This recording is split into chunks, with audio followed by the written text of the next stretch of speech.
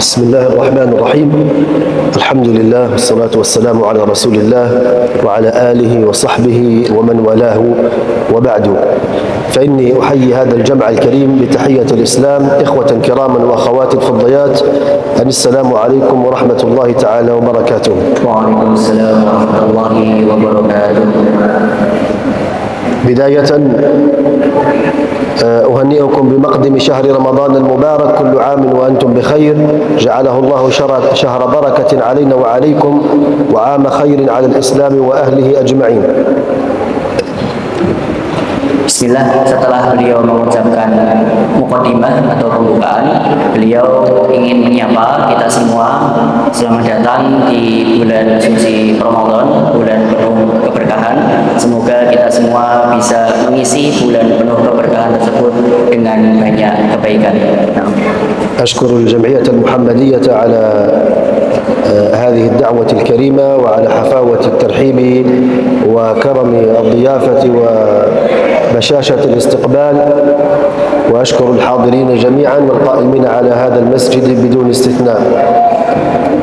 Kemudian beliau mengucapkan terima kasih kepada Persyarikatan Muhammadiyah karena beliau didatangkan oleh Ustaz Adi Hidayat, Wakil Ketua 1 Majelis Tabligh Pimpinan Pusat Muhammadiyah. Kemudian beliau juga menyampaikan terima kasih kepada mungkin panitia Ramadan atau takmir masjid Masjid Walidah Dahlan Unisa Yogyakarta. Semoga ini bisa menjadi ladang kebaikan untuk kita semuanya. في هذه السانحة القصيرة نقف معكم في هذا الحديث حول آية من كتاب الله سبحانه وتعالى، حول آية من كتاب الله عز وجل، ألا وهي قول الله تعالى: وإذا سألك عبادي عني فإني قريب أجيب دعوة الداعي إذا دعان. حديثنا سيكون منصبا حول بعض الإضاءات حول هذه الآية الكريمة. Kemudian setelah beliau mengucapkan terima kasih dan ucapan selamat datang di bulan suci Ramadan, beliau mengawali dengan sebuah materi berupa satu ayat yang sering kita dengarkan khususnya ketika bulan suci Ramadan. A'udzubillahi minasyaitonirrajim. Wa idza sa'alaka 'ibadi 'anni fa inni qarib ila akhiril ayat. تعلمون أن هذه الآية جاءت عقب الحديث عن آيات الصيام في سورة البقرة، فبعدما ذكر الله آيات الصيام أعقبها مباشرة بهذه الآية: وإذا سألك عبادي عني. ولهذه الآية سبب نزول، وهو أن رجلا جاء للنبي صلى الله عليه وسلم فقال: يا رسول الله، أربنا قريب فنناجيه أم بعيد فنناديه؟ لأن القريب يناجى سرا والبعيد ينادى بصوت مرتفع، فلم يجيبه النبي صلى الله عليه وسلم، فنزلت هذه الآية لتجيب هذا الرجل، فقال سبحانه: وإذا سألك عبادي عني فإني قريب. Ayat tersebut, wa idza sa'alaka ibadi anni fa inni qarib, hingga akhir ayat nanti adalah ayat yang turunnya masih di rentetan kegiatan ibadah di bulan suci Ramadan, khususnya pada pelaksanaan ibadah puasa. Kemudian suatu hari ada seorang sahabat yang datang kepada Rasulullah Muhammad SAW, kemudian menanyakan, ya Rasul, sebenarnya Allah itu dekat atau jauh? Sehingga ketika dekat, maka aku cukup berdoa kepadanya dengan suara yang lirih atau bahkan bisa dalam hati. Akan tetapi ketika Allah itu ternyata jauh dengan kita, maka aku mungkin memohonnya, berdoanya dengan nada yang mohon maaf cukup tinggi. Kemudian turunlah ayat tersebut, wa idza sa'alaka ibadi anni fa inni qarib. Ketika ada siapapun seseorang menanyakan kepada kamu Muhammad, apakah saya itu dekat atau jauh, maka jawablah dengan dia, Allah dekat dengan kita. Nah, وفي مجيء هذه الآية عقب آيات الصيام دلالة واضحة على أن للصائم عند الله سبحانه وتعالى دعوة مستجابة، كما ذكر ذلك بعض المفسرين، وأن الصائم ينبغي أن يجتهد في الدعاء، وأن المؤمن لا يكون مؤمنا إلا إذا كان حبله موصولا مع الله بالدعاء. لا بد أن يظهر الضراعة والمسكنة والحاجة والفاقة وفقره وعجزه إلى مولاه الغني القادر الكبير المتعال المقتدر سبحانه، وإلا لا يكون مسلما بغير ذلك. فمجيء هذه الآية بعد آيات الصيام دلالة على أن الصائم له عند الله دعوة مستجابة، وقد دل على ذلك أحاديث كثيرة، منها قوله صلى الله عليه وسلم: للصائم عند فطره دعوة لا ترد، وقوله ثلاث حق على الله إجابة دعوتهم، وذكر منهم الصائم حتى يفطر. Kemudian beliau ingin menyampaikan pesan kepada kita semua bahwa ayat tadi wa idza sa'alaka ibadi anni fa inni qarib dan seterusnya jangan sampai hanya terbatas pada pengetahuan bahwa Allah itu dekat. Tetapi mari kita manfaatkan bersama-sama agar betul-betul kita ini menyampaikan semuanya kepada Allah. Permohonan kita, hajat kita, bahkan sampai keluh kesah kita.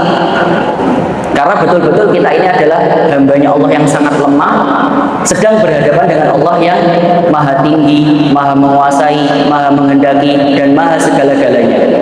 Nah, نعرج على إذا الشرطية نعرج عليها. الشرط إذا الشرطية لما نعرج الآن. أي نعم. يسهل شرحها. أي نعم. تفضل. نعم. في قول الله تعالى: وإذا سألك، قضية الدعاء جاء الحديث عنها بإذا الشرطية. إذا من أدوات الشرط، والأمر المعلق على إذا يفيد حتمية الوقوع كما هو مقرر في علم اللغة في أدوات الشرط، لابد أن يقع. إذا علق الأمر على إذا الشرطية فالأمر المعلق عليها لابد أن يقع، مثل قوله تعالى: إذا زلزلت الأرض زلزالها، لابد أن تزلزل الأرض. إذا السماء انشقت، إذا الشمس كورت، إذا السماء انفطرت، هذه أمور حتمية الوقوع لابد أن تقع. بخلاف إن الشرطية فإن الأمر المعلق عليها قد يقع وقد لا يقع، مثل قوله تعالى: يا أيها الذين آمنوا إن جاءكم فاسق بنبأ، فقد يأتيكم فاسق بنبأ وقد لا يأتيكم. وكذلك قول الله تعالى في سورة البقرة: كتب عليكم إذا حضر أحدكم الموت إن ترك خيرا. فهذه الآية جمعت بين أداتي الشرط إذا وإن. ففي الموت الذي لا محيد عنه ولا مفر منه جاء التعبير بإذا، لأنه آت لا محالة لكل حي، إذا حضر أحدكم الموت. وكون الميت يترك مالا أو لا يترك هذا أمر قد يحصل وقد لا يحصل، ليس كل الناس يتركون أموالا بعد وفاتهم، ولذلك علق عليها بإن: كتب عليكم إذا حضر أحدكم الموت إن ترك خيرا، أي إن ترك مالا. كذلك هنا الآية، في هذه الآية آية الدعاء، الله عز وجل ذكرها بأداة الشرط إذا، إشارة إلى أن المؤمن لا بد أن يدعو الله، ولا يكون مؤمنا بغير أن يجتهد في دعاء الله سبحانه وتعالى.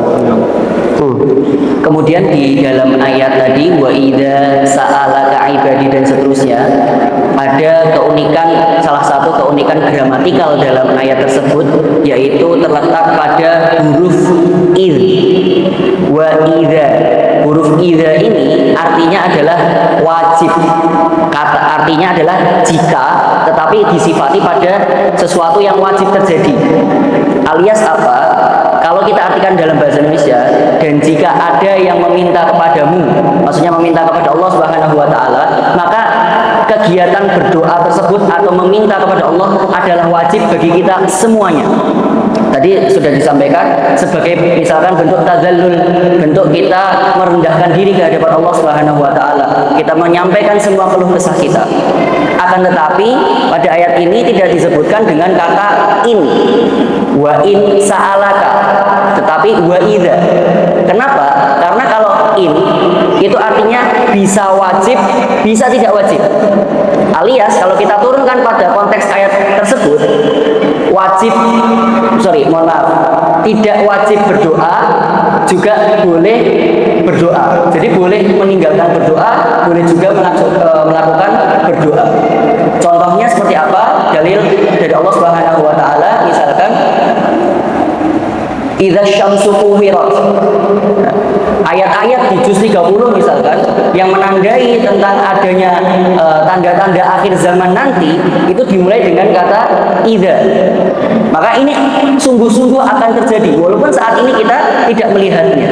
Akan tapi contohnya yang lain untuk huruf in ya. Ketika ketika ada kabar buruk di hadapan kita, maka bertabayunlah. Kabar buruk ini bisa jadi terjadi pada kita, menimpa kita, bisa juga tidak menimpa kita. Ada juga dalil ketika kata idza dan in itu digabungkan menjadi satu ayat. Idza hadara ahadakumul maut, jika datang di antara kalian, maksudnya kita semua, kematian, maka kematian ini menjadi sesuatu yang wajib terjadi pada kita. In taraka khairanil wasiyah, jika di antara kita ada yang bisa meninggalkan warisan. Tidak semua daripada kita bisa meninggalkan warisan kepada generasi berikutnya. Karena itu tidak diwajibkan memberikan warisan kepada generasi berikutnya menggunakan kata in, bukan idza. Nah. كذلك يمكن أن نفتح قوسا صغيرا فنقول إن الدعاء لا يشمل الطلب فقط، بل حتى الثناء على الله وذكر الله يعد دعاء، لا يشمل الطلب فقط، طلب الحصول الشيء أو طلب دفع شيء. الدعاء يشمل الطلب ويشمل الثناء على الله ويشمل ذكر الله سبحانه وتعالى. Beliau menegaskan kembali bahwa doa itu tidak hanya yang kita mintakan kepada Allah, tetapi zikir-zikir kecil, zikir pagi misalnya, zikir sore misalnya, zikir ketika kita akan menggerakkan sesuatu dengan lafaz basmalah, itu juga bagian daripada doa kita kepada Allah Subhanahu wa taala. في قول النبي صلى الله عليه وسلم خير الدعاء دعاء يوم عرفة وخير ما قلت أنا والنبيون من قبلي لا إله إلا الله وحده لا شريك له له الملك والحمد على كل شيء قدير. هذا ذكر وثناء على الله، ومع ذلك سماه دعاء ليس فيه طلب. لا إله إلا الله وحده لا شريك له له الملك وله الحمد على كل شيء قدير. هل فيه طلب شيء؟ هل فيه طلب شيء؟ ليس فيه طلب شيء، ومع ذلك سماه دعاء. هو ذكر وثناء على الله وسماه ماذا؟ سماه دعاء. قال أفضل الدعاء دعاء يوم عرفة. Dalil zikir itu adalah doa dari mana? Salah satu hadis Rasulullah SAW menyampaikan bahwa sebaik-baik hari untuk berdoa adalah hari Arafah. Dan sebaik-baik doa yang diucapkan adalah la ilaha illallah wahdahu la syarikalah lahul mulku wa lahul hamdu wa huwa ala kulli syai'in qadir. Kita sering memaknai kalimat tersebut adalah kalimat zikir. Padahal sebenarnya kalimat tersebut betul kalimat zikir, tetapi kalimat tersebut juga bagian daripada kalimat doa. Nah. أبو الحسين المروزي رحمه الله أشكل عليه هذا الأمر، كيف سمى النبي الثناء على الله دعاء، كيف عده دعاء؟ قال فجئت إلى سفيان الثوري فسألته عن ذلك فقال لي حديث النبي صلى الله عليه وسلم من شغله، قال الله تعالى في الحديث القدسي من شغله ذكري عن مسألتي أعطيته أفضل ما أعطي السائلين. قال هذا تفسيره، من شغله ذكري عن مسألتي، شغله ذكر الله على أن يسأل الله. هل الله عز وجل ينساه ويتركه؟ لا، يعطيه، بل يعطيه أفضل ما يعطي السائلين. أيوه. هذا الحديث يفسر ذاك الحديث. فهمتني؟ أيوه نعم.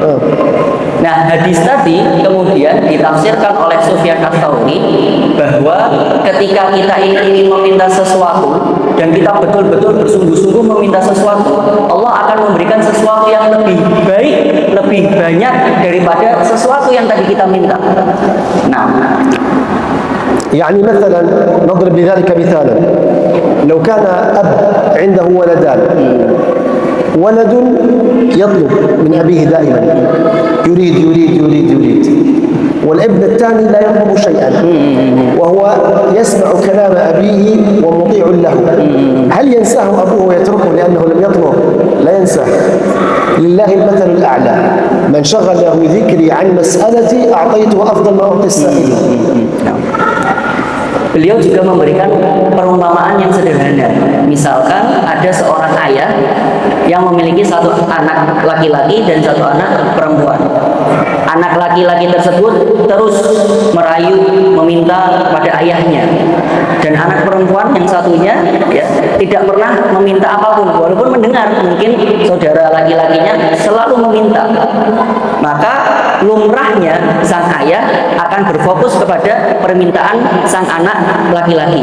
Begitu juga dengan kesungguhan kita sebagai hamba-Nya Allah meminta kepada Allah tidak hanya satu kali saja, tapi kemudian dilanjutkan berkali-kali sehingga Allah Subhanahu wa taala kemudian mengistijabkan atau mengabulkan doa kita sehingga diberikan bahkan yang lebih baik daripada apa yang kita minta.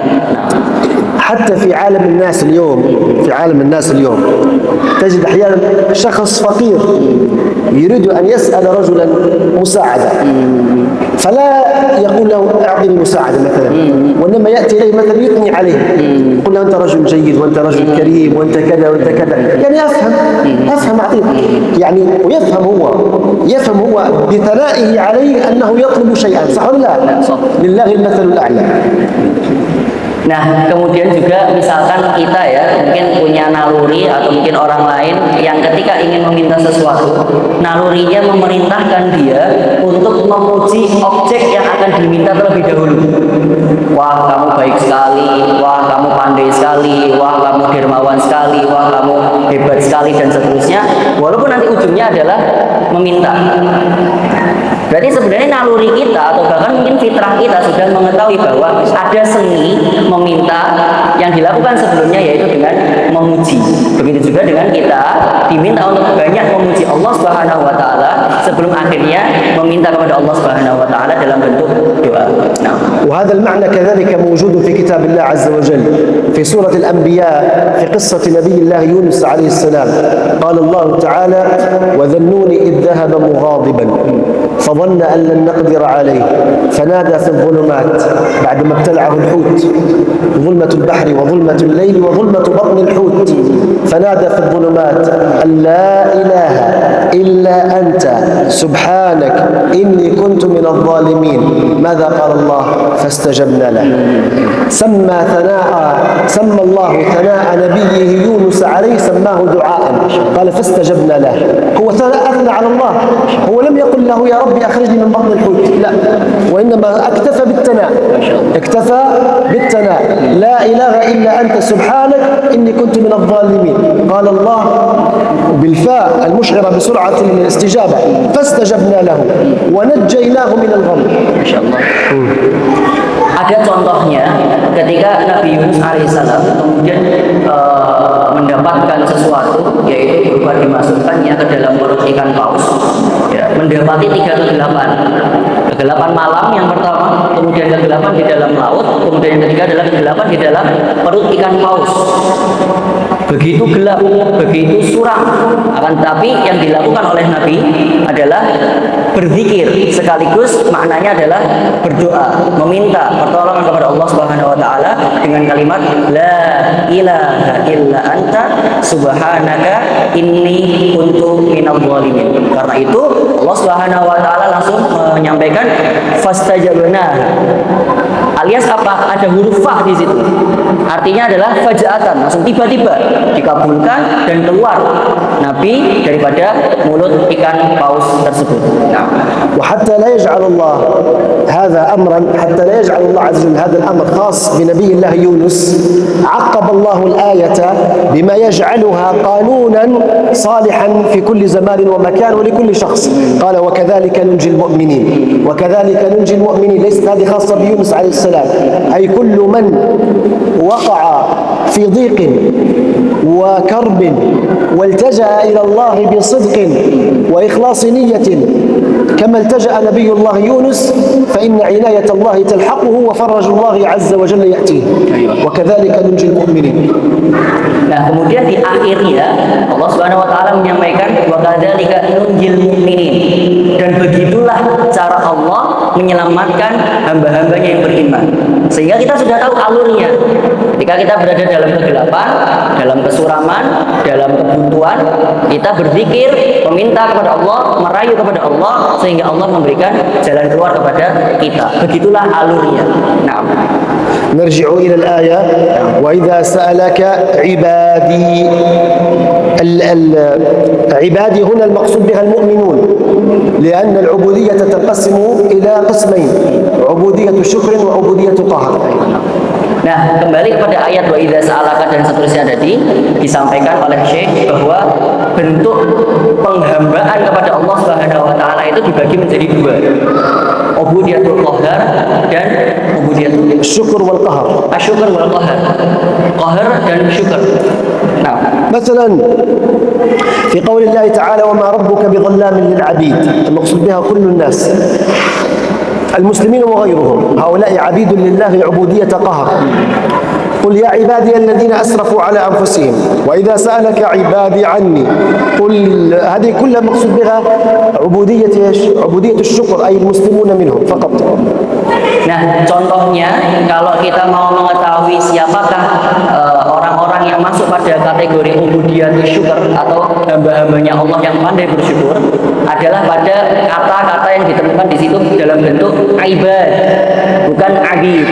Kalau abid itu bisa nanti masuk kepada selain hamba-hamba yang pandai bersyukur juga. Orang-orang non-Islam itu masuknya kepada ubudiyatul al-qahr. Tetapi orang-orang yang Islam pandai bersyukur dia masuk kepada ubudiyatul syukur. يوضح ذلك مثلا قول الله تعالى قل لعبادي الذين آمنوا. عبادي الذين آمنوا، إذن عباد المقصود بها المسلمون، عبيد المقصود بها كل خلق الله. Jadi bisa kita simpulkan bahwa ibad itu khusus untuk pada orang-orang yang berislam dan beriman, tetapi abid untuk semuanya makhluk Allah. Nah, كيف قد يتساءل متسائل ويقول كيف الكافر عبد لله؟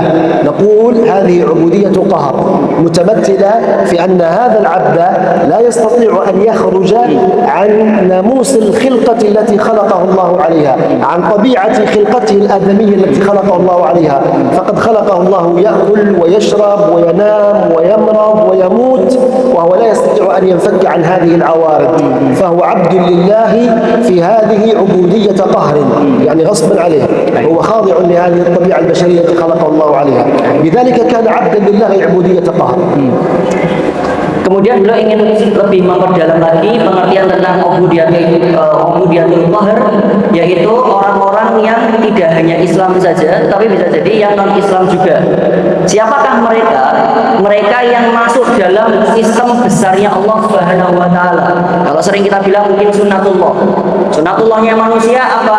Makan, minum, berlari, berjalan, duduk, berdiri dan seterusnya. Ini masuk daripada sistemnya yang diciptakan oleh Allah Subhanahu wa taala. Maka tidak pandang bulu mau dia Islam, tidak Islam, semuanya masuk menjadi hambanya Allah, tetapi ubudiyatul qahr. Nah, أيوة، لا إله إلا الله. كنا نتكلم على عبودية القهر. أيوة، يجمع هاتين العبوديتين، عبودية الشكر وعبودية القهر، قد جمعتا في آية واحدة في كتاب الله في سورة آل عمران. أفغير دين الله تبغون وله أسلم من في السماوات والأرض طوعا، عبودية شكر، وكرها عبودية قهر، وإليه ترجعون. كل من في السماوات وما في الأرض هو عبد لله، إما عبودية شكر وهي الطواعية التي ينقاد إليها الإنسان طواعية من عند نفسه، وإما عبودية قهر التي يكون مجبرا عليها. نعم، فالآية هنا جمعت بين العبوديتين، بين نوعي العبودية القهر والشكر. kemudian beliau menyampaikan dalil ubudiyah qahr dan ubudiyah syukur ini dari mana? Dari salah satu ayat Allah, أفغير دين الله تبغون وله أسلم من في السماوات والأرض طوعا وكرها. Orang-orang yang taat maupun yang terpaksa masuk tadi kepada sistemnya Allah Subhanahu wa taala, alias orang-orang yang taat, bersyukur, menaati semua syariatnya Allah, dan juga ada lagi satunya yang secara umum terpaksa masuk kepada sistem yang diciptakan oleh Allah Subhanahu wa taala. Nah,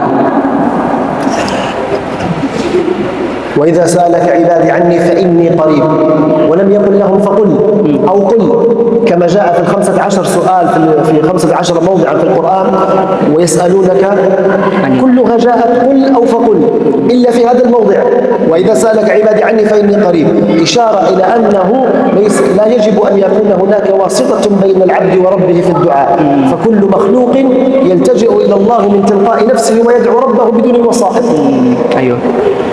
Nah, beliau kembali kepada ayat yang dijadikan pembahasan utama tadi. Misalkan ada bunyi di ayat yang lainnya, wa yas'alunaka 'anir ruh.